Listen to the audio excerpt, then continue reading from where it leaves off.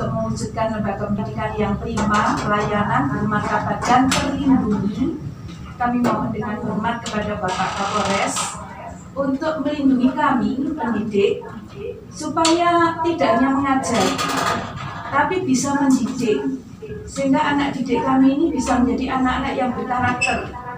Selama ini karena orang tua yang terlalu protektif tidak terima kalau anaknya itu dihukum.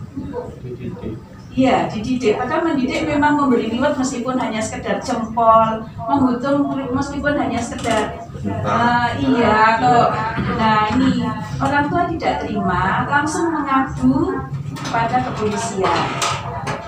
Kadang-kadang guru sampai menjadi narapidana hanya karena kasus ini. Kalau memang itu masih dalam status yang wajar, hukuman yang wajar, mohon dari kepolisian cukup untuk dikembalikan ke sekolah saja, untuk dikembalikan supaya orang tua itu tidak diberi kesempatan untuk selalu melapor.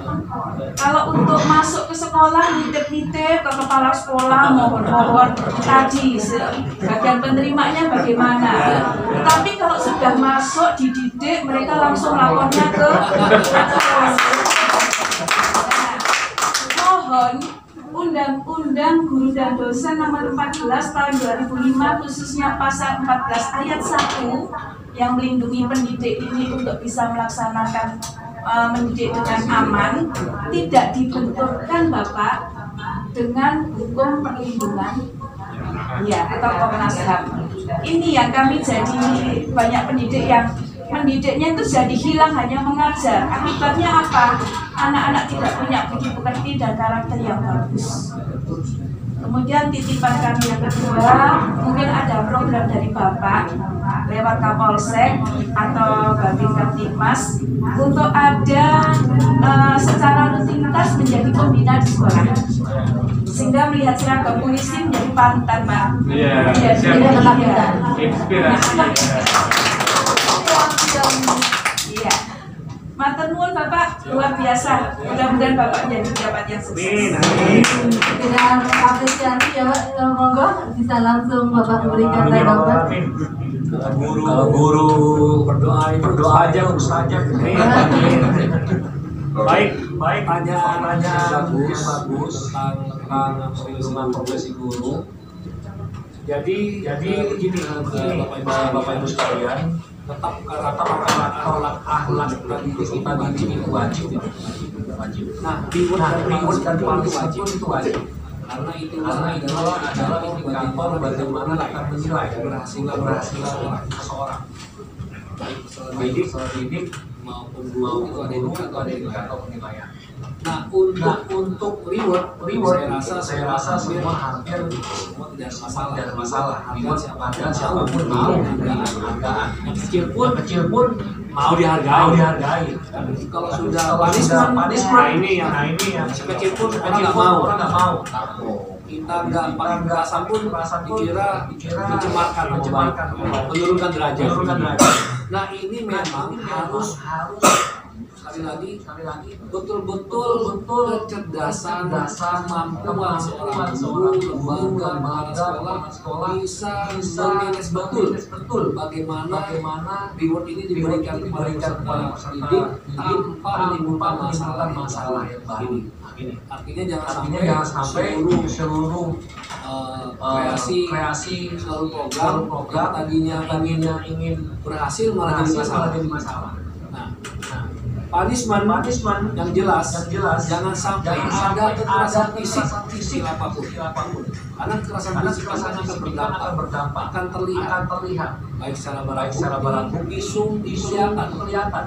Apalagi sekarang viral kekerasan fisik. Pasti kita akan sadari kekerasan fisik dan pembinaan ini pasti terlihat perbedaannya.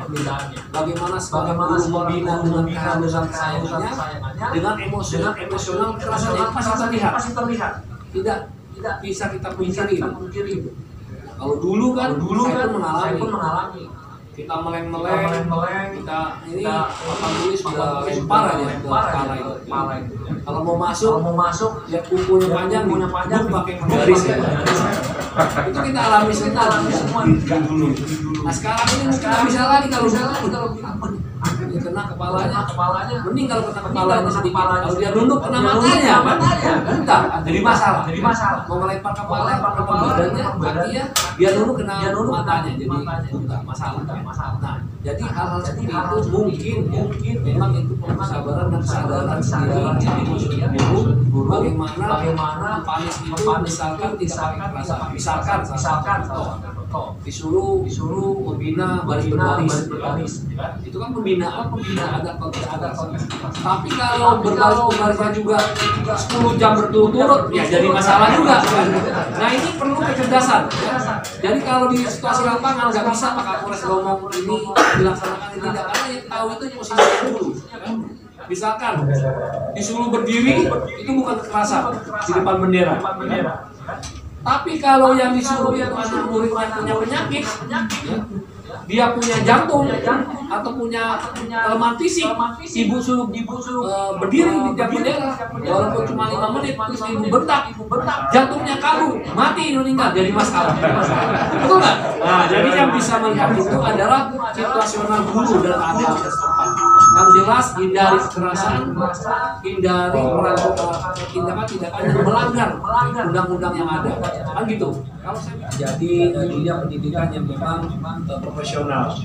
Kemudian melihat situasi dan tempat, proses pembelajaran, menjaga harmonisasi antara guru dengan peserta didik itu. Ya. Jadi kalau kita menyelidiki, wawancara, interogasi harus mempertimbangkan itu.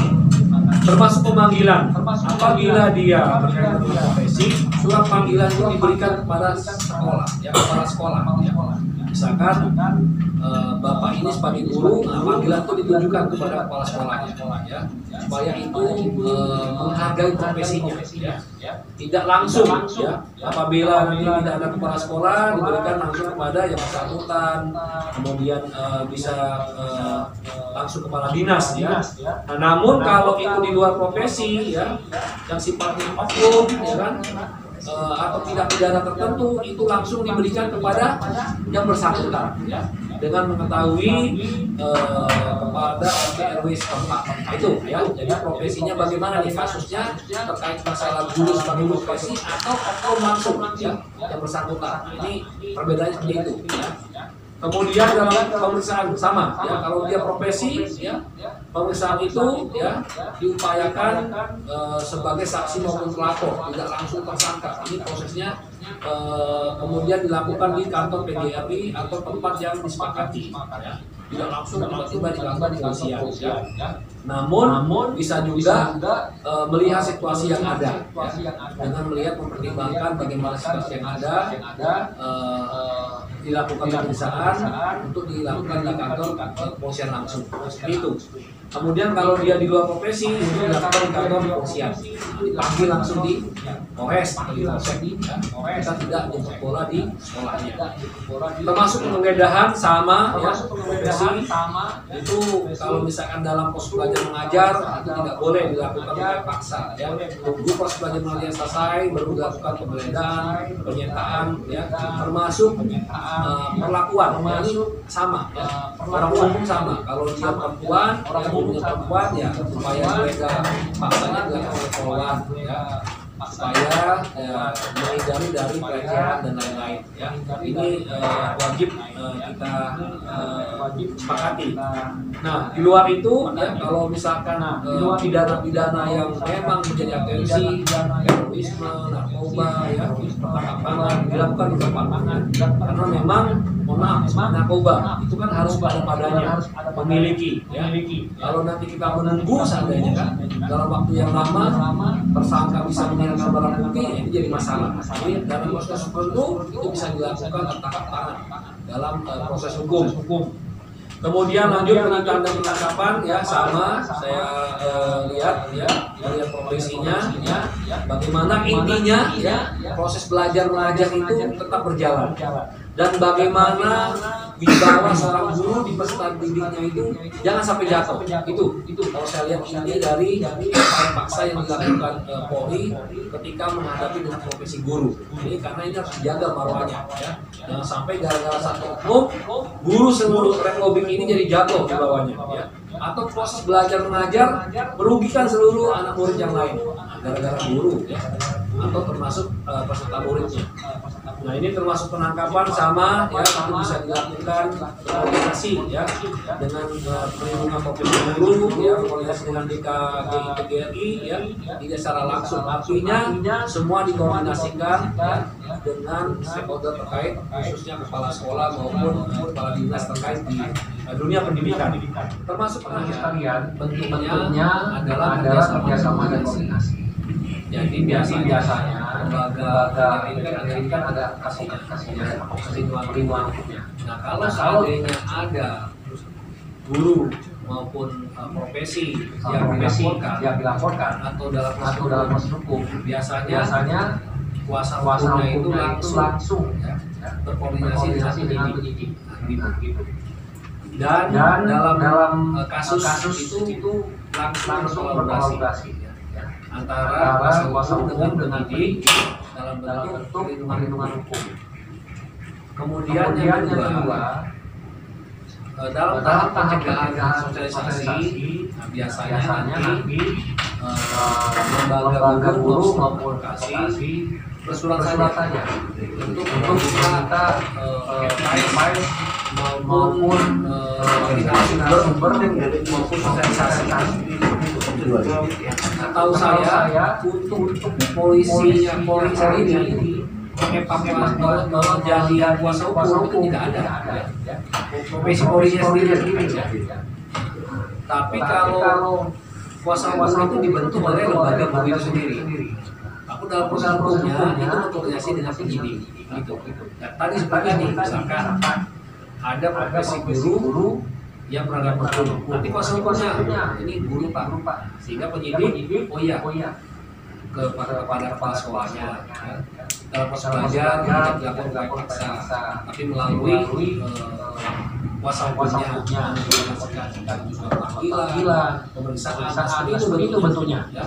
Artinya berkoordinasi, misalkan di luar mana punya kapan saja dengan kuasa hukum advokasi dari guru lembaga itu ya. Nah, kalau memang seandainya belum terjadi proses hukumnya, misalkan data konsultasi apa ya udah langsung aja bersurat atau datang penyidiknya asal-asalnya, misalkan kita ada informasi seperti ini, arah hukumnya seperti apa, kita akan beri layanan tersendiri. Nah, jadi misalkan Pak saya lapor tadinya temannya punya khusus, itu langsung saja ya. Baik itu surat atau memang melalui komunikasi langsung itu telepon ya. Bagusnya surat diberikan, komunikasi langsung dijalankan sehingga ada dasar ketika Polres menunjukkan tugas untuk mengaplikasi yang memberikan arahan, itu ada surat perintahnya berdasarkan tempat yang Bapak Ibu berikan.